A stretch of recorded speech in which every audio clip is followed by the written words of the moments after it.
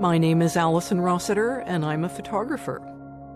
I learned photography in the 20th century by working in a darkroom with film and paper. The abstract nature of my work has come to me by finding these discoveries in expired photographic paper. These are images that are making themselves. They're there by chance. These are latent images that are made by atmospheric damage or light leak, someone opening the package, mold, all sorts of things. I have collected papers from every decade of the 20th century. It's a bit of a time-traveling experience for me to work with a paper that suggests the date that the Titanic went down or the Depression.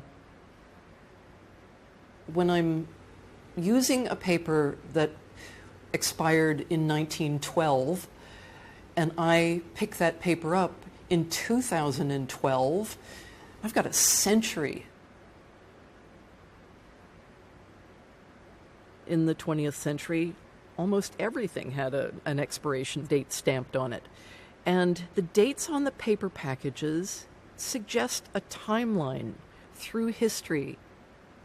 These papers were amazing. And so what you're seeing are the beautiful cream-colored highlights, the warm blacks, the cold blacks. There are different avenues in the work with the expired paper. The first was just finding the found photograms, the paper that had a latent image on it for one reason or another, and I just sent it through the chemistry. And then I found that a lot of paper, particularly from 1930 and earlier, will just go black in the developer. That's all it's going to be able to do. So with that paper, I've set that aside, and that's for work where I selectively develop it.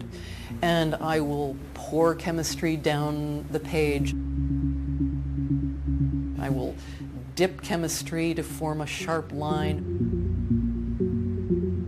or I will allow a pool of the chemistry to float and find its own shape on the page. And those are all darkroom techniques. I remind myself every time I'm in the darkroom that I am dealing with silver. The silver tarnishes just the way a fork and a spoon would tarnish. And these prints are instantly old when I develop them. I mean, it would take years for that to develop naturally. And they honor an age. These prints do point to the history of photography, do point to a time period that is so far behind us, but we're getting to see it.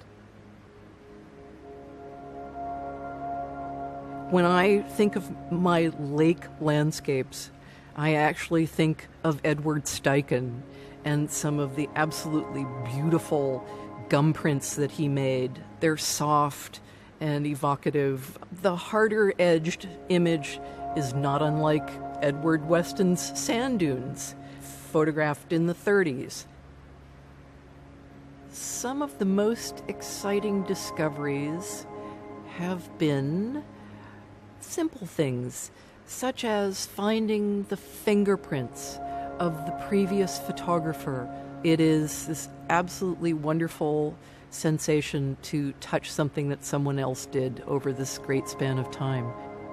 My work began as a lament. I was sad that these things were gone, sad to find out that so many beautiful materials existed long before I was a photographer, and so those are gone to me. And then the sadness disappeared, and I realized that I am using these with a new purpose. I'm bringing them back into a contemporary venue, and the beauty of all these manufactured papers are allowed to be admired by a new audience in a different context completely.